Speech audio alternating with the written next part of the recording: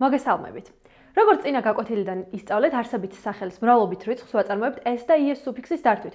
დღეს ვაგრძელებ ამ თემაზე საუბარს და მინდა განვიხილო გამონაკლისის შემთხვევები.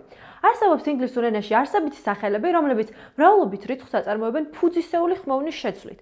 მაგალითად, woman, women, ქალი, ქალები, tooth, teeth, კბილი, კბილები, foot, feet, ტერფი, ტერფები, mouse, mice, თაგვი, თაგვები. ასევე არსებობს ორი არსებითი სახელი, რომლებიც მრავლობით რიცხვს აწარმოებენ en სუფიქსის დართვით. child, children, ბავშვი, ბავშვები, ox, oxen, ხარი, ხარები. ზოგიერთ არსებით სახელს მხოლობით რიცხვშიც და მრავლობით რიცხვშიც აქვს ერთი და იმავე ფორმა. ეს არსებითი სახელებია fish, თევზი, fish, თევზები, spacecraft, კოსმოსური ხომალდი, spacecraft, კოსმოსური ხომალდები, trout, კალმახი, trout, კალმახები.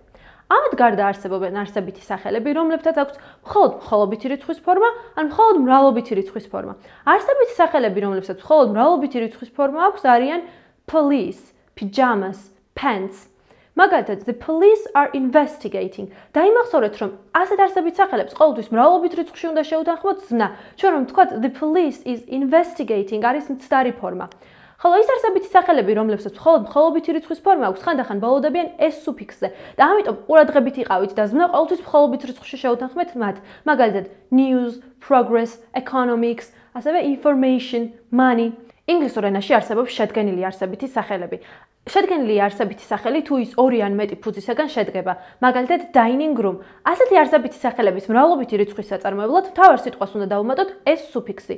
Dining rooms სადილო ოთახები, daughter-in-law ძალი, daughters-in-law ძლები.